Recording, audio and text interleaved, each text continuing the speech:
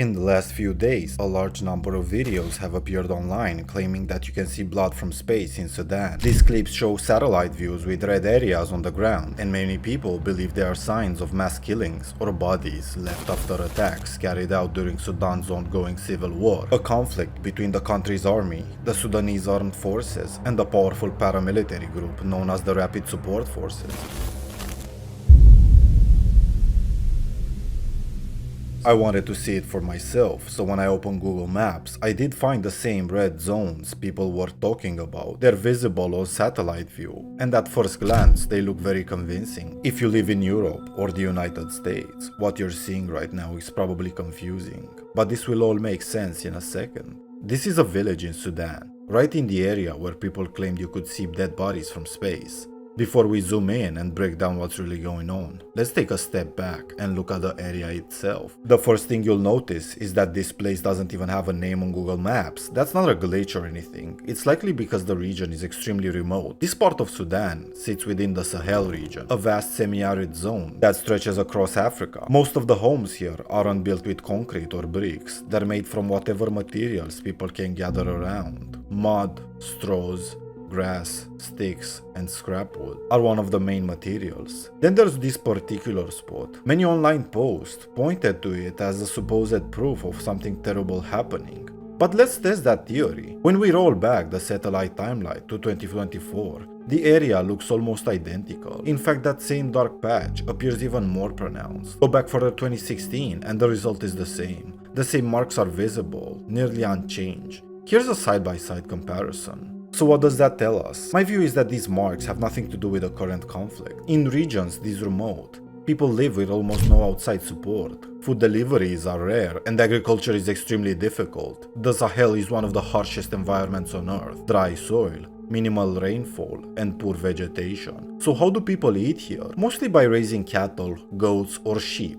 And without electricity or gas cooking, then what's left? They use open fires, most likely. That's likely what we're seeing. Fire pits or burn sites used for food preparation, not evidence of mass killings. The idea that these tiny villages have been burning bodies continuously for years just doesn't add up. There simply aren't enough people or resources for that to make sense. So the simpler and more realistic explanation is that these marks are places where locals cook meat and burn waste. It's ordinary survival activity, not proof of a massacre.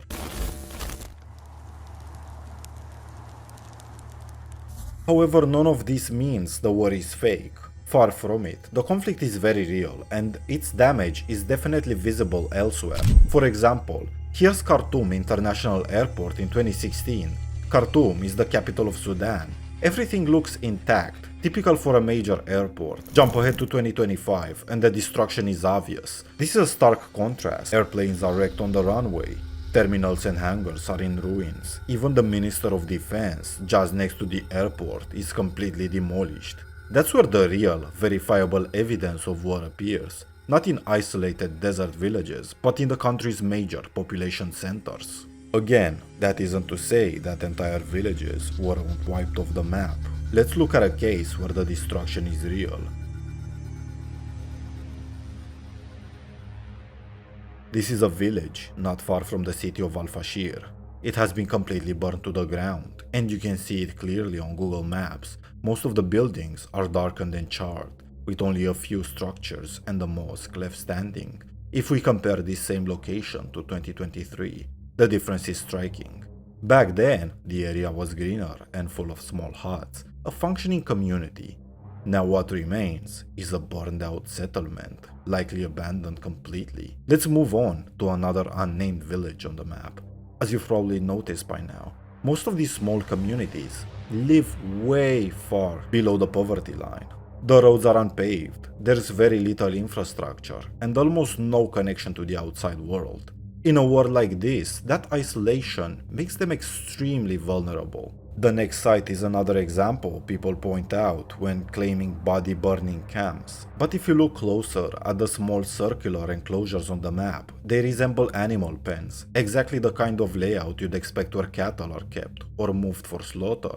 The pattern is consistent with livestock activity rather than mass graves. and the area looked in better condition overall. But what do we make of images that appear way far from the front line? How do scenes like this make sense when there's no fighting nearby?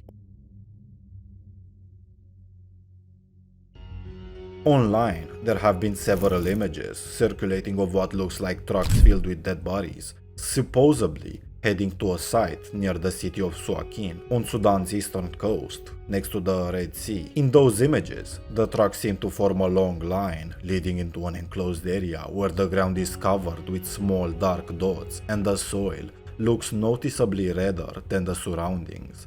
At first glance, it looks disturbing, and naturally, people assume there's no other possible explanation, but there might be. On Google Earth, the same location is marked as an animal feed store. However, we don't need to believe that. When you zoom in closely, many of the small dots people call bodies appear bright white, not dark. That's consistent with the fur of goats or cattle, not human remains. There's another major problem with the claim. It's the location.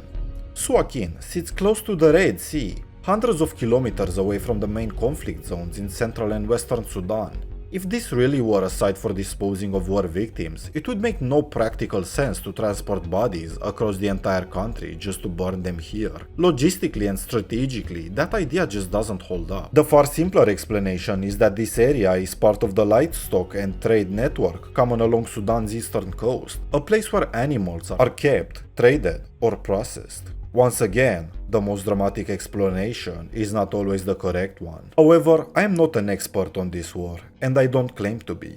So I would like to know your opinion in the comments. It's simply my attempt to show the interesting details visible from satellite imagery and put them to the test. If you think I missed something, or if you have any other examples worth checking, let me know in the comments below. I might do a follow-up exploring more of these cases because I really find this subject fascinating. Or I might even go there myself and film it. For now, that's all I wanted to share. Stay safe and always verify what you see online before believing it.